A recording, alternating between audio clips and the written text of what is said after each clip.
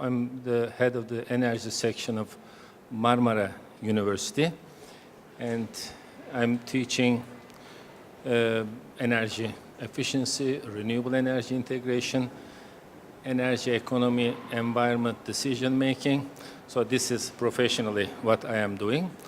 Additionally, as being part of International Solar Energy Society, World Wind Energy Association, World Bioenergy Association, in Turkey, Eurosolar Turkey, which is the Turkish section of European Association for Renewable Energy. We are promoting 100% renewable energy. Up to this year, we were talking about 100% renewable energy is possible. And I have, with my colleagues in Istanbul, we have organized this 100% renewable energy conferences, which I have given you one. And over there, we are bringing the people all over the world who are targeting the solution, which we believe is energy-induced efficiency with symphony of renewables. 100% renewable energy can be supplied. We don't need any fossil fuels or nuclear. So, and the history proves that we are correct. This year, now we can talk about a renewable energy revolution. It's happening. It's happening today. So we have some arguments which we can explain that it's happening. If you like, I can just go through this. I think I'd like to hear about your background. I understand that you used to study fossil fuel and coal energy. So what made you change your mind?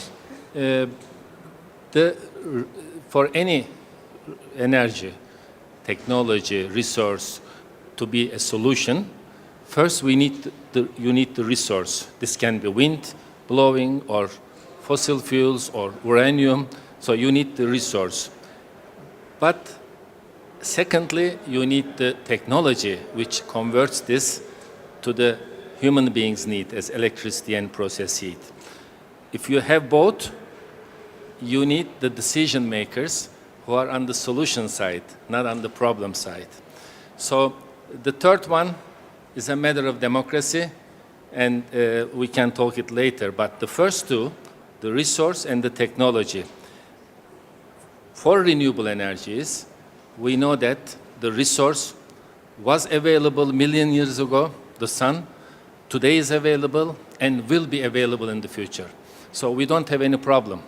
So without paying anything, every year, every day, the sun is available with heat and light outside. If you use it, you use it. If you don't use it, it's still available the next day without any cost.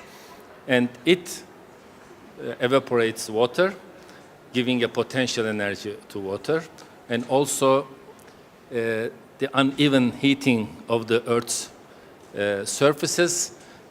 We have the air moving, again, becoming the kinetic energy of the moving air. We call it wind. And also with photosynthesis, we know that sun's energy is stored chemically. So all this is happening without any contribution from us. And we also have the blanket of the world, which is greenhouse gases, which keeps the inside of the atmosphere at a level where we can survive. Normally, if you take an airplane, it's minus 60 degrees. So as you go down to the Earth, also because of the 6,000 degrees geothermal magma, we have 15, 16 degrees on the average. So this is life, and the resource is available and will be available. It has nothing to do with the history. It has nothing to do with my lifetime. But when you come to technologies, if you want to keep updated, the technologies has a history, and there are technologies who become obsolete today. and they are technologies of the future. So in 1976, when I graduated as an electrical engineer, I looked around what to do, and at that time, between 1973 and 1978, everybody in the world was convinced that nuclear waste heat from nuclear weapon production facilities will be a solution after the petroleum crisis, 1973. So I also became a nuclear engineer. But 1978 is the date from USA. No nuclear orders were done, and 100 of them were canceled. So in 1978, the nuclear waste heat using technology was obsolete. So I was graduated 1980, and I was without a job. So but I wanted to do something else, good for the people, good for the world. So I started to study coal liquid mixtures, to prepare liquid mixtures from coal to be burned in so-called clean coal technologies, which requires the fuel in a liquid form. So I prepared from Turkish lignites coal water slurries, and I was finished with my PhD on coal in 1990, but in 1990 we had the Rio, so it was also finished. So twice I lost my thing. But meanwhile, I have started to work on wind energy resources in Turkey, and now I'm a professor of renewable energy. And this 100% renewable energy, what time frame do you think the world could achieve this in? There are some irreversibilities in front of this. If we decide all together and be on the solution side with all the decision makers, it can take only 10 or 15 years. Wow. Yeah, that's and what possible. Technologies would we do it with in those 10 or 15 years? But we are trying to take our showers in other countries. So that's the problem. If coal is an obsolete technology, we should decide and don't use it anywhere in our global prism.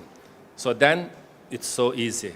Even we can help, support, collect money between us to support the people who wants to get rid of them. Otherwise, it is scattered all over the world, and altogether we are trying to clean up, which is more costly. So this we should stop. They say free trade, and with giving credits, you can market anything, any obsolete technology to other people, other countries. And some countries are happy to accept these obsolete technologies, and by hosting these, some of the decision makers who are on the problem side can stay in the government of their countries. Okay. So many times we see people saying that they cannot come to a conclusion in COPs. That's the main reason. Yeah. I mean, they are happy with what they are doing already, with business as usual things. So this is an irreversibility. If we handle this, it can go further. But still, there are very good examples. There are 300 towns already are 100% sufficient in renewable energy. And recently, I will just mention some of them. Department of Energy of USA, in 17 September 2013, they sent a report from 3 or 4 laboratories, NREL, Solid State Technology Research, but Department of Energy. They said, revolution now. And the future is here today with 4 renewable energy technologies: photovoltaics, wind, LED lighting, efficient lighting, and electrical vehicles. So, and they are cheap, even without putting externalities. And the final solution is really, and we have it commercially available, energy and use efficiency first, and whatever is left with symphony of renewables, wind, photovoltaic, etc. But we need to store the sunlight whole day Yeah. till the next day, Yeah. which is happening in Arizona now with 208 megawatt solar system, Yeah. producing after sun goes down 6 hours. So it's happening. Resource is here, technology is here. We only need decision makers who are on the solution side.